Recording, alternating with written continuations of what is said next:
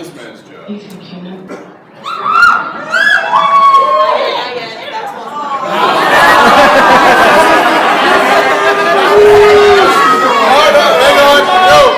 Brings up good points. We got a big star coming in here by the name of The Edge. Are you ready for him? I'm not so sure about that. Let's practice our appropriate emotional responses. Let's say that The Edge talks about his brand new little kitten.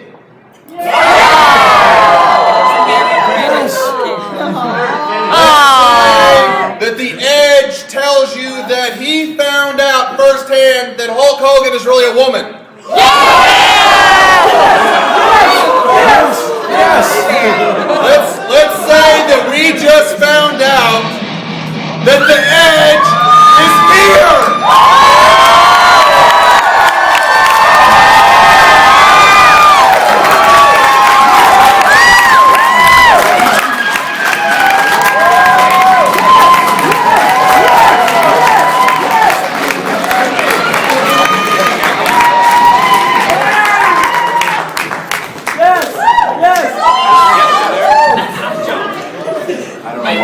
I think you know who he is. Looking good, man. Can you guys hear me okay? Yes!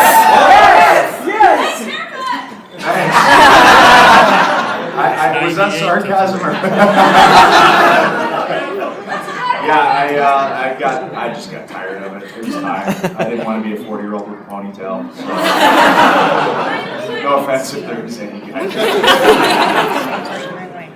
So my name is Andy. How you doing? Good, how are you? Good. We met many years ago. I was going to say, I thought you looked somewhat We did an interview for WWE Magazine when WrestleMania 18 was coming to Toronto. Okay. We talked about actually probably a pretty pivotal moment in your life, which was going to what's now the Rogers Center, but it was still the Skydome.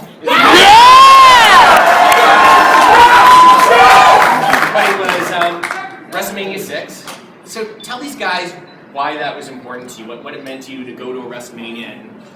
Oh, well, you know, the one that always gets lost is the big event.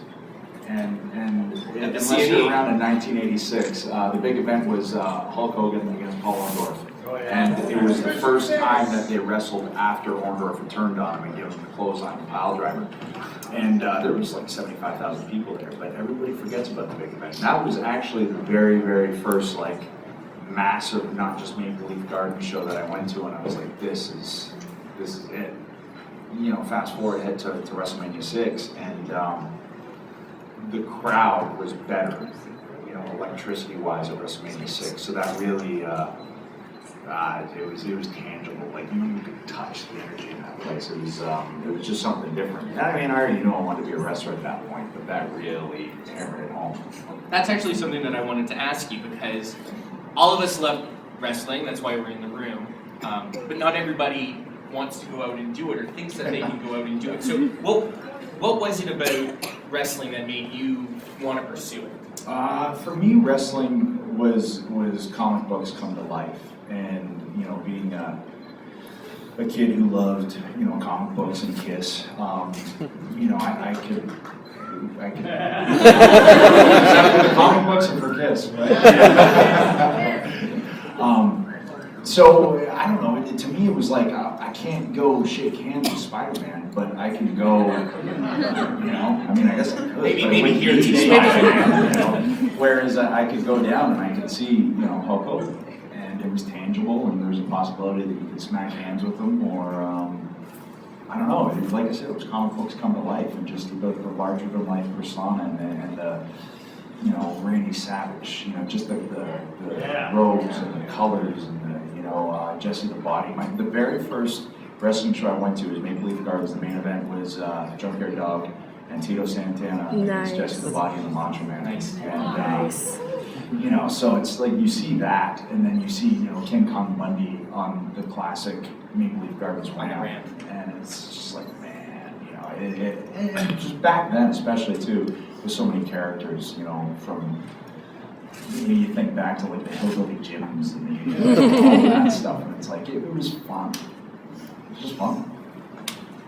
we were talking about Skydome before, and there was one particular moment that I wanted to ask you about. I was in the crowd, and it came as a bit of a surprise to me. I think it did to you as well. July 24th, 1999, winning the Intercontinental title. I almost forgot. Well, there goes my question about how did it feel to win the Intercontinental title? Well, I tell you what, my mom had to remind me that it's been a year that I've been retired because I lost track. She goes, "Hey, it's been a year today." I was like, "Oh, yeah, I wouldn't remember the date, but I do remember that. It was funny because last night I threw the first pitch out of the Jays game, and and I threw a strike. But where they took me down into the locker rooms is where I walked down after I won that title. And as I was walking down the stairs, I was like, these are the stairs that I walked down, that night, unexpected to me. And, having just won my first championship in the WWE. So it's things like that I'll remember. I don't necessarily remember the dates, but I remember that stairway. Just things that kind of special to you that no one else would really know about. I'm sure winning every title, gives you a certain feeling, a certain sense of satisfaction, and that you made it winning that IC title for the first time. Was that, I still hadn't thought I made it. Sorry to interrupt you, Yeah. but I knew I was a long way from making it, and that's one of the things that I pretty quickly wrapped my mind around it. It wasn't. I always assumed that getting to the WWE would be the hard part, and that everything else would be kind of easier from there. But that was in hindsight the easy part was making it to the top. That was so much harder than just getting there. You got to have a different mindset to make it to the top. You talk about that in the DVD that just came out, which you guys, if you haven't picked it up yet, it's really fantastic, and no one's telling me to say that. It's really, really good. And if you are an Edge fan, you have to check it out because it's pretty revealing. Well, the thing about it is, I've never had a documentary done before. They just did the match compilation, the Decade of Decadence thing, and that was in character, and it was just me, acting like an idiot in between, wearing my Chuck Taylors, throwing the matches and stuff, which I still have on, by the way.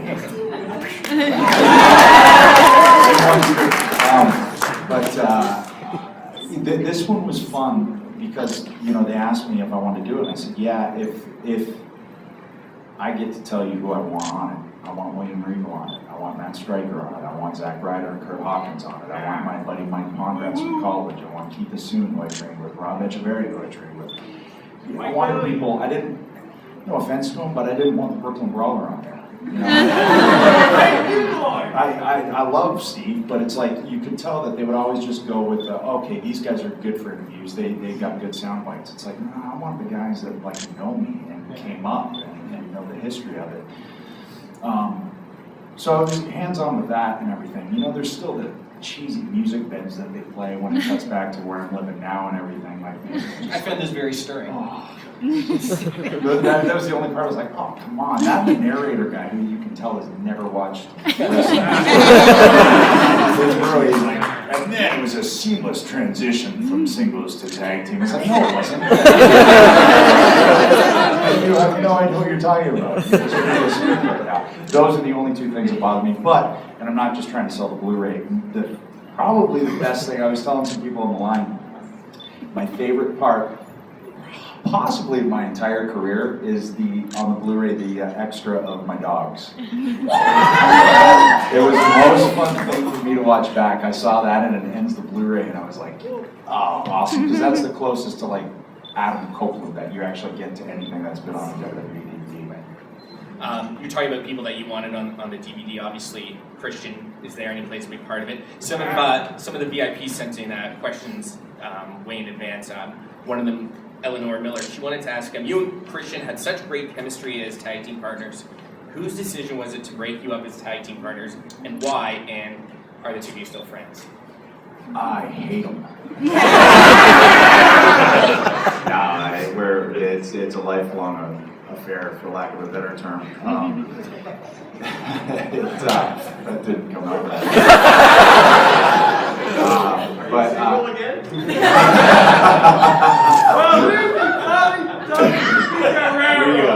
We're attached to him for life. You know, we're lifelong best friends, and always will be. You know, when it came to the actual tag team, Eleanor.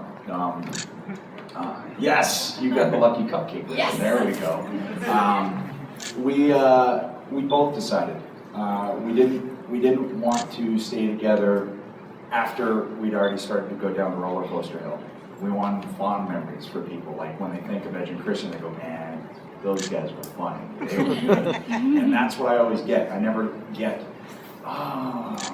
yeah, and maybe people just don't want to say it to my face, but you know, I think people have fond memories of it, and I think it's because we didn't stick around too long. Like there was never any kind of incarnation of it or anything. It's like when you think of the Midnight Express, there's so many different incarnations and so many. It's like we just wanted it. It's Edge and Christian. We're at the top, and now it's time to go our separate ways while we're at the top. Another fan question that came in comes from Rabia. I've been a huge Edge head ever since I was 10. The first time I saw you wrestle live was in 2006. From Pakistan. At No, she's from Unforgiven. Pakistan. I just met her like 10 minutes ago. Yeah. Is she here? She didn't make it down yet, but she was like the last one in line almost. It's still a good question. All right. After your neck injury, I felt like you wouldn't take risks like you used to, but with that match, the TLC match, you Which TLC? I'm the sorry. TLC 2006, Okay, Unforgiven, okay. with Cena. You took some pretty nasty falls. What made you decide to physically exert yourself as much as you did for that particular match? Because we could tell it took a huge physical toll on you at certain points during the match. Well, I'm pretty much an idiot, so there's that aspect of it. But and I'm extremely stubborn, you know. But to me, you know, it was Toronto. You know, you come back, you main event your hometown, you're the world heavyweight champion. You know, you're against the top babyface in the company, and I knew it wasn't going to be that way that night. But I also wanted to show what John could do, because he gets underrated a lot for what he can actually do in the ring. And I really wanted to take that opportunity, that whole feud with him. I wanted to show people like what he had, and I made him dip into it more. You know, he had it, he just didn't know he had it. So I was like, no, you can do a fist drop off a ladder. He's like, man, I'm afraid of heights. I was like, yeah, you got it. He did. It hurt, but he did. You know, and just when it came crunch time, I never really, you know, on the DVD, Batista, you know, was like, man, he'll take any risk. And I'm not trying to say I'm a nerd, but I really would. I didn't even think about it. Mind you, that's probably why I'm retired at 38 too. Oh. But you know, you didn't. Who retired at 38? I'll take that. That's one of the things though with is you seem content. Yeah. Which is, I think, an important thing, because, you know, guys who don't necessarily, I know it was Say it, on yeah. your terms, but guys who, you know, retire and then keep coming back, the option isn't there, but you seem okay with it. Yeah, you know, and this is not a slight or a knock to anyone, but I never wanted to be a guy that was in my 50s doing it. I didn't. I never wanted to be the guy that when, I don't know, pick a young name, but if you looked at the sheet, and no, I'm from a young guy's perspective, if they saw that they had to wrestle me and they went, I didn't want to get to that point, you know. I wanted it to be where, you know, you remembered once again, like with Christian and I as a tag team, split it up while people have fond memories. It just ended up that due to injury, I was still at my peak, especially mentally. Physically, my body wasn't quite keeping up with what my mind was telling it, but I felt like near the end I was probably at the best that I was, or I was going to get, you know, and got to wrestle some young guys like Ziggler and you know, Alberto. And although it's weird because Alberto's like 3 years younger than me. He looks older. And like all the guys that are supposed to be young guys are like, I don't know, Punk's 4 years younger than me. But I'm this somehow 20-year veteran. It's weird because those guys are pretty much the same age as me. It's kind of crazy. Another VIP question that came from Cassandra Miller. and she wanted to know if you could come back for one more, who would that match be with? Christian. Yeah. It would have to be Christian. And, you know, if you ask me, I could still do one more. But, you know, the option's not in my hands. And to their credit, the WWE won't allow it. That's one of the misconceptions. I think people thought I chose to retire. And while I'm content with it, I just would have kept going, not even really thinking anything of it. But, you know, I got a call and they said, don't know how to tell you this, but your career's done. And it's, you got no option. We won't allow you to wrestle anymore. Which strangely made it all easier. And I think that added to the contentment. But I also, too, mentally was preparing myself. Here's the thing, and I've said this repeatedly over the years. I've always maintained the fact that I'm Adam. I'm not Edge. If you see me, you know, tonight at 11 o'clock, I'm going to introduce myself as Adam. It's not going to be Edge. I don't walk around. Sorry? Party in your room. I don't have parties in my room.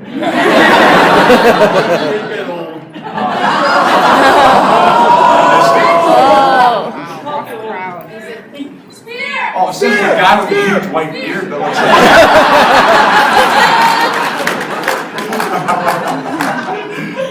like anybody else in here I would have taken it from, but you look like my grandpa.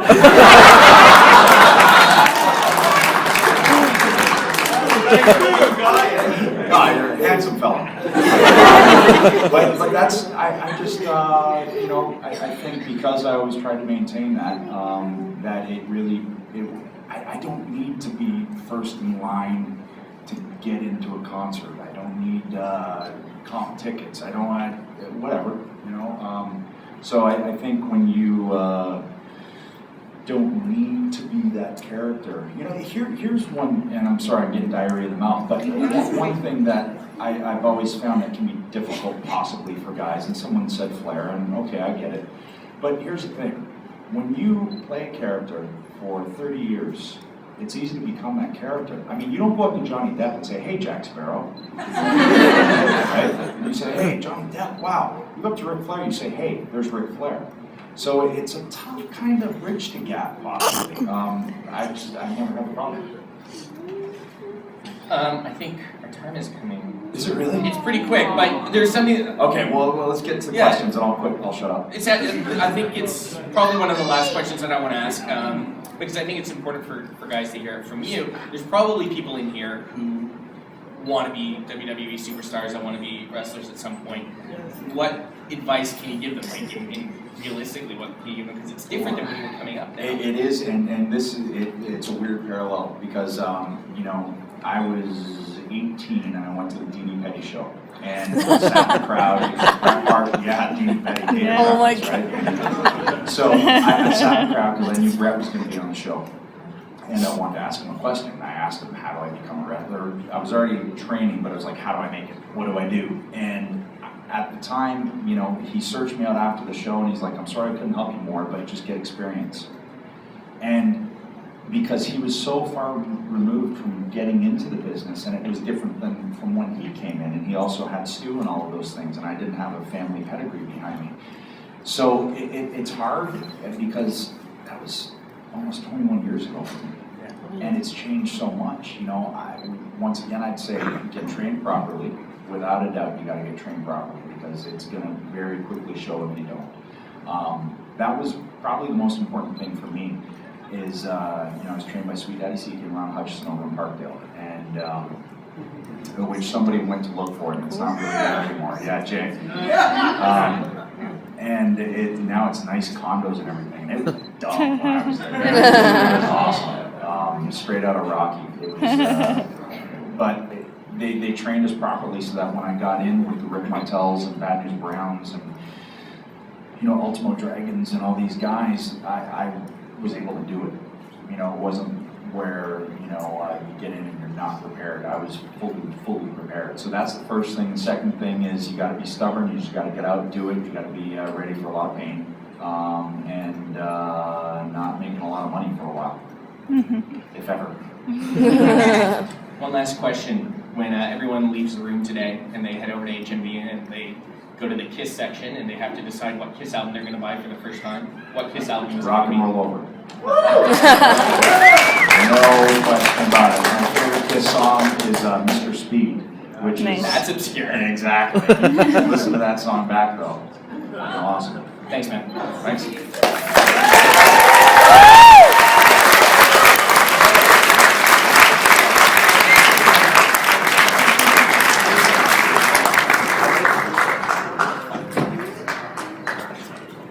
Thanks, everybody.